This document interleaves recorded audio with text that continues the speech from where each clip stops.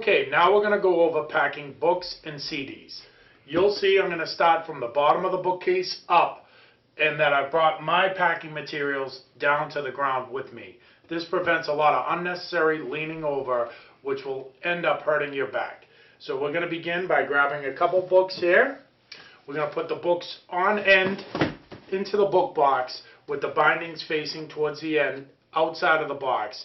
This is to help protect the bindings, and this is the way books are in there at their sturdiest. Okay, now we have our books in our box from front to back, tightly, securely in the box. But we do have some vacant space in the middle. I'm going to fill that space with some CDs, which should also be placed on end to prevent their case from cracking. CDs are sturdiest on their end, just like books, and later we'll see plates as well. Now I'm going to fill this vacant space here with some crumpled newspaper. So tuck that in.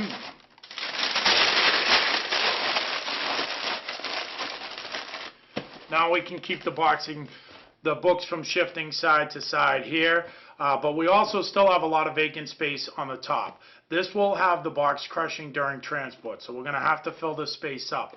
One handy thing to use is, if you have one available, a small sofa pillow. This will allow us to fill up all the vacant space without using a lot of newsprint. If you do not have something similar to this available, you would have to use crushed newsprint or something else to fill up that void, because you do not want your box crushing during transport. Okay, now that we have our box filled all the way to the top, we're going to seal our first box. We're going to bring the seals tabs up. And then, just like the bottom of the box, we're going to have one straight seal halfway between the two top lids, and then one on each side.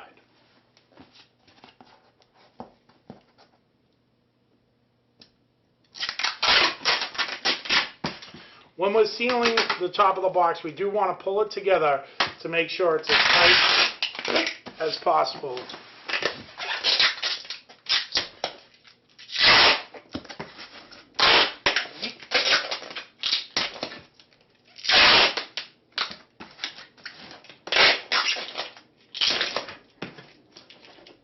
Okay, now our box is all sealed and ready to go, except for one key element. We need to label that box.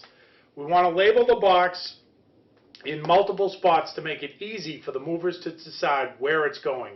It's more important to label where it's going than the actual contents, because during local residential moving, you will be paying by the hour, and you want the guys to be able to quickly locate where these boxes are meant to go.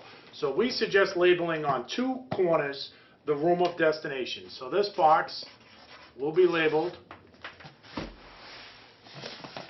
here and here with an LR to designate living room, and then also one on the top. You'll see boxes come with a contents bar for more labeling. This is for you at the other end to determine what's in the boxes for unpacking. So on that, we're going to flip this up and label our name, the room it's going to, and then the contents, which in our case are books and CDs. And we're done.